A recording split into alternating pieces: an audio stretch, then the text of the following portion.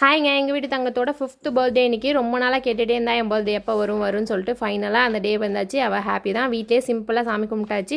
பக்கத்தில் எதுவும் கோயிலுக்கு போகிற அளவுக்கு எங்களுக்கு தெரியாது. ஹஸ்பண்ட் இருந்தால் தான் போக முடியுமா. அவர் ஆஃபீஸ் கிளம்பிட்டார். அப்படியே வீட்டிலே சாமி கும்பிட்டு ஊர்லேருந்து வரப்போ அப்படியே ட்ரெஸ் எடுத்துகிட்டு வந்திருந்தோம். அதுக்கு மேட்சிங்காக இங்கே ஏதாச்சும் வாங்கிக்கலாம் ஜுவல்ஸ் அப்படின்னு நினைக்கிறப்ப எதுவும் கிடைக்கல. அதனால் வீட்டில் இருந்ததே அப்படியே பேர் பண்ணி போட்டு விட்டாச்சு. ஃபஸ்ட்டு ஷாலாக அப்படியே போட்டு விட்டுலாம் தான் பார்த்தேன். அது ரொம்ப பெறல்ற மாதிரி இருந்ததுனால ஆஃப் சரியாக கட்டி விட்டாச்சு. பாப்பாவும் அப்படியே சின்ன பாப்பாவையும் அப்படியே ரெடி பண்ணி பாப்பா கொண்டு போய் ஸ்கூலில் விட்டாச்சு. இன்றைக்கி மார்னிங் பிரேக்ஃபாஸ்ட்டுக்கு பூரி தான்.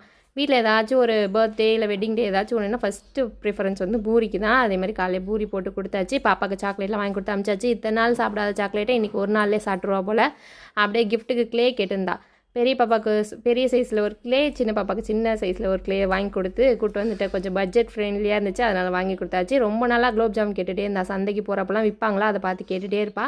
அப்படியே வாங்கி கொடுத்துட்டு ஈவினிங்காக சிம்பிளாக ஒரு கேக் கட்டிங் பண்ணியாச்சு. இப்படி தான் போச்சு எங்கள் பாப்பாவோடைய பர்த்டே. பிடிச்சிருந்தா மறக்காமல் ஒரு லைக் அண்ட் சப்ஸ்கிரைப் பண்ணிக்கோங்க. நெக்ஸ்ட் வீடியோவில் பார்க்கலாம். இது